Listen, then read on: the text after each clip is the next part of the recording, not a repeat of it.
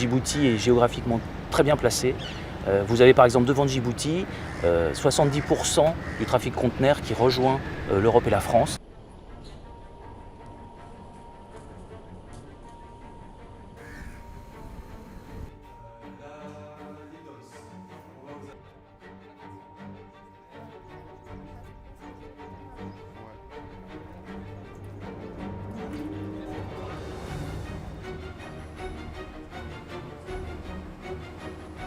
En vertu du traité de coopération en matière de défense entre la République française et la République de Djibouti, la France participe à la police du ciel et donc à la souveraineté de l'espace aérien djiboutien.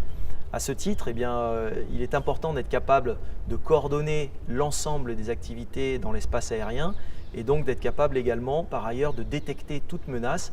Et ça, c'est le rôle de notre centre militaire de contrôle qui, 24 heures sur 24 et 7 jours sur 7, veille à identifier toute menace potentielle et à déclencher la permanence opérationnelle si besoin en est.